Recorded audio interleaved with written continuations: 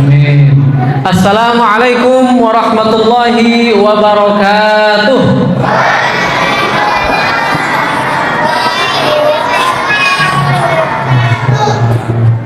Saya suka sama Masjid Al Khairat nih, banyak anak-anaknya Pak. Itu tanda ciri masjid ini kaderisasinya kuat. Ya, ciri ada generasi penerus.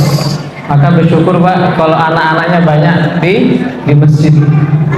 Kalau anak-anak sudah cari tempat bermainnya bukan di masjid, tempat nongkrongnya bukan di masjid, takut-takutnya mereka nanti cari tempat pelariannya pas dewasa di kedai-kedai kopi. Maka bapak-bapak bertahanlah dengan kebisingan keramaian anak-anak kita, karena mereka adalah penerus kita. Masya Allah. Alhamdulillah, alhamdulillahirabbil alamin. Alhamdulillahil baril jawad alladzi jallat ni'amuhu bil ihsa'i wal i'dad al mannu bil lutfi wal irsyad al hadi ila sabilir rasyad. Nahmaduhu wa nusalli wa nusallimu ala sayyidis sadat nabiyyuna al mustafa Muhammad sallallahu alaihi wasallam wa ala alihi wa ashabihi wa tabi'ina lahum bi ihsanin ila yaumil mi'ad, amma ba'd. Nawaina ta'alluma wa ta'lim wa tadhakkura wa tadhkara wal ifadata wal istifadah wal naf'a wal intifa' wal hatta 'ala tamassuk bi kitabillahi wa sunnati rasulih wa ibtigha wajhillahi wa mardatihi. Subhanaka la 'ilma lana illa ma 'allamtana innaka antal 'alimul hakim. Wa ba'd.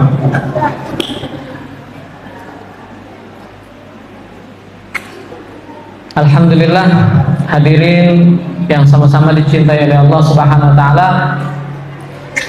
Marilah sama-sama kita bersyukur kepada Allah Subhanahu wa taala karena kita masih diberi kuota kehidupan. Karena Imam Ghazali katakan, kalaulah seseorang itu sudah suntuk hidupnya Pak, mikiri angsuran rumah Pak, bulanannya misalnya 1.100.000, bayarnya berapa bulan Pak? 50 tahun. Ya. Habis itu mikirkan angsuran mobil, misalnya Calya ataupun mobil apalah, segala mobil, cicilannya bulanannya 2.700.000 per 5 tahun. Belum lagi mikirin uang sekolah anak, UKT anak kuliah. Belum lagi mikirkan banyak pikiran, hutang bejibun.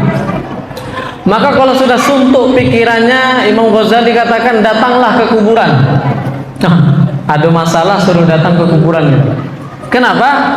Karena orang yang ada di dalam kubur itu mengirikan kehidupan kita. Kenapa? Karena kita masih ada kuota untuk mendekatkan diri kepada Allah Subhanahu wa taala, menunjukkan setiap nafas kita ini berharga. Maka bersyukur Bapak Ibu sekalian, di Ramadan yang ke-9. Ya Pak. Itu umur kita masih Allah panjangkan. Alhamdulillah. Salawat dan salam kita haturkan kepada junjungan alam Nabi besar Muhammad sallallahu alaihi wasallam. Allahumma shalli ala sayyidina Muhammad wa ala ali sayyidina Muhammad. Semoga dengan kita bersalawat kepada Nabi Muhammad sallallahu alaihi wasallam, kahataini, semoga kita seperti ini dekatnya dengan Rasulullah sallallahu alaihi wasallam, bergandengan dengan Nabi. Karena ciri cinta dengan Rasulullah memperbanyak baca sholawat. Dan juga sholawat ini lambang kedamaian. Kalau ada orang tetangga kita sakit stroke Pak, kan jarang senyum tuh, maka obatnya adalah sholawat. Perbanyak sholawat, karena sholawat itu dia efeknya mendinginkan hati. Kalau orang hari-hari zikir la ilaha illallah Pak, kalau kata guru saya, wa kalimatullahi yang ulia. Orang kalau zikir la ilaha illallah itu harus ada gurunya. La ilaha illallah sehari 5.000 kali misalnya, Allah. Itu Pak, orang kalau zikir la ilaha illallah itu bawaannya Pak, ngelihat kemungkaran tuh panas Pak. Jangan buat kemungkaran ini, dosa ini tidak boleh, sholat harus di masjid, apa segala macam. Maka untuk menetralkannya Pak, dengan membaca sholawat. Sholawat itu dingin Pak. Saya pernah lihat Habib Rizik Ustadz kalau ceramah, takbir, Allahu Akbar, naikkan Pak ya, takbir, takbir, Allahu Akbar, naik dah. Sudah 3 kali takbir, sallu ala Nabi Muhammad, baru tenang. Teng. Berarti menunjukkan apa? Sholawat itu bisa mendinginkan hati. Kalau ada di rumah nanti istri apa baru pulang karajo, Pak. Abang kok mana piti uang jajan bulan kau sallu ala Nabi Muhammad, baca salawat, cium keningnya agi piti, Pak. Selesai itu insyaallah. Ya. Maka dari itu perbanyak salawat, karena sekali saja kita salawat kepada Nabi Muhammad SAW, maka Allah akan bersalawat kepada dia 10 kali. Sedangkan satu salawat Allah apabila dijabarkan, maka seluruh makhluk di awal permulaan diciptakan langit dan bumi sampai nanti akhir kiamat, itu cukup dengan satu salawat dari Allah, itu akan memberikan seluruh makan untuk seluruh makhluk hidup.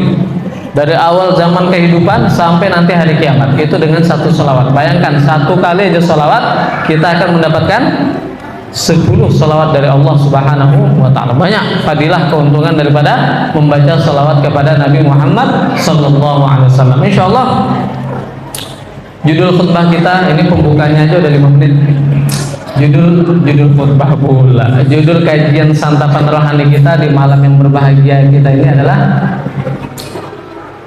Al-Quran. Catat adik-adik, Al-Quran mukjizat sepanjang zaman, tetapi siapa yang mau ambil pelajaran?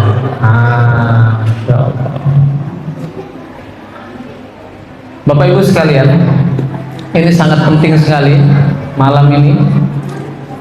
Allah Subhanahu wa ta'ala menurunkan di surat Al-Baqarah, kalau nggak salah ayat 186, Syahrul Ramadan alladzi unzila fihi al-Qur'an.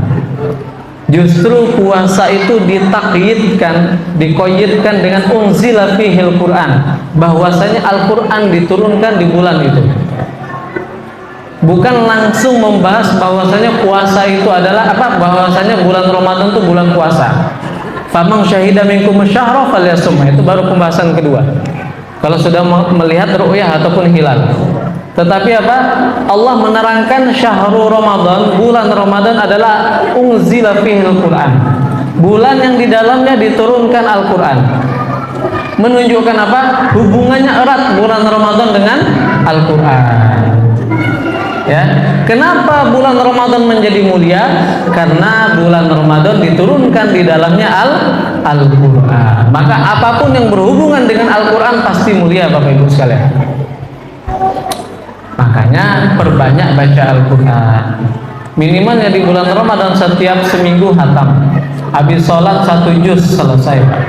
Ustaz nggak bisa, Ustaz awak adu karajo, Ustaz. Oh, minimal 1 hari 1 juz. Habis sholat 2 lembar selesai. Ya Pak ya, kalau dibagi. Kan kalau dalam 1 juz itu ada 10 lembar. 20 halaman. Berarti habis sholat 2 lembar, 5 kali 2 10, akhirnya 1 bulan 1 juz. Masya Allah. Kalau kita mau melihat ulama-ulama dulu, Imam Syafi'i 7 tahun 10 tahun sudah 30 juz. Ibnu Sina, kalau dalam kedokteran, kalau orang barat mengatakan Avicenna. Ada namanya yang menemukan algoritma, Al-Imam Al-Khwarizmi. Beliau kecilnya sudah hafal 30 juz. Imam Ibnu Hajar, 2 Ibnu Hajar, ada Ibnu Hajar Al-Haytami, Ibnu Hajar Al-Asqalani, 7 tahun, 8 tahun, 10 tahun sudah hafal Quran 30 juz. Masya Allah. Maka kita berharap, kalau Bapak Ibu tahu sekalian, Quran ini adalah induknya daripada ilmu. Kalau kita mau belajar, Pak, fondasinya ada di Al-Quran. Kemarin ada salah satu santri sudah hafal 30 juz, orang rohil, Pak, kalau tidak salah, masuk Fakultas Kedokteran Abdurrab yang di Jalan Bakti, beasiswa, Pak. Beasiswa. Padahal kalau mau masuk ke situ ratusan juta, Pak, kalau mau kuliah kedokteran di Abdurrab. Tetapi dengan modal 30 juz, Masya Allah, beasiswa. Gratis. Kenapa? Karena otak kalau sudah bersentuhan dengan Al-Quran, otaknya pintar. Kenapa? Karena Al-Quran menggunakan bahasa Arab, Pak. Dan bahasa Arab adalah bahasa yang paling kaya seluruh dunia, Pak. Satu lafadznya bisa berubah menjadi 2000 kata. fa'ala yaf'ulu fa'lan wa maf'alan fahuwa fa'ilun wa dzaka maf'ulun uf'ul la taf'ul maf'alun maf'alun mif'alun. Itu baru secara tasrif istilahi, belum lagi lughawi. Fa'ala fa'ala fa'alu fa'ala fa'alata fa'alna fa'alta fa'altuma fa'altum fa'alti fa'altuma fa'altunna fa'altu fa'alna. Ada umpet boleh. Belum lagi perubahannya banyak. Saking kayanya bahasa Arab, terkadang satu lafaz maknanya banyak, terkadang satu makna lafaznya banyak. Wah, itulah bahasa Arab. Makanya orang kalau paham dia bahasa Arab atau enggak, dia belajar bahasa Arab, otaknya cerdas. Makanya nggak heran orang-orang para penghafal Quran itu otaknya cerdas, Pak. Otaknya cerdas. Saya berharap seluruh anak-anak yang ada di sekitaran komplek Masjid Al-Khairat ini mulai kecil sudah mulai hafal Al-Quran. Masya Allah. Amin ya rabbal alamin. Kenapa? Kalau sudah Al-Quran masuk ke dalam hati, menunjukkan apa? Menunjukkan dia akan dimuliakan oleh Allah Subhanahu wa ta'ala. Dan masalahnya Bapak Ibu sekalian, orang banyak bertanya, Ustadz, kalau seandainya anak saya mondok Al-Quran, nanti anak saya kerjanya apa? Kebalik, Pak. Saya punya teman saya kuliah dulu di Yaman, selesai S1 di Yaman, Pak. Sekarang ambil Akademi Militer Angkatan Laut, gelarnya sudah sersan 2, modalnya lewat S1. Ada yang Angkatan Laut, ada yang Angkatan Darat, ada yang Angkatan Udara. Yang Angkatan Daratnya ada kelas, yang Angkatan Laut orang Banten, alumni Yaman, langsungnya masuk kuliah tentara. Mudah, jalurnya mudah. Ya, maka dari itu jangan takut wahai para penghafal Quran. Kata Nabi, hum ahlullahi wa khassatuh. Mereka ini adalah keluarganya Allah dan juga orang-orang khususnya Allah. Kalau kita jadi anak presiden, contohlah Mas Gibran jadi anak presiden, minta pulau di sana dikasih, ada perusahaan di sana dikasih, Pak minta mobil Alphard dikirim, anak presiden. Kita ini keluarganya Allah, dimanapun kita dilempar, minta apapun pasti dikasih Allah. Ustadz, saya sudah ngapal Quran nih Ustadz, doa tetapi kok nggak langsung diijabahi. Kalau doa langsung diijabahi, takutnya apa?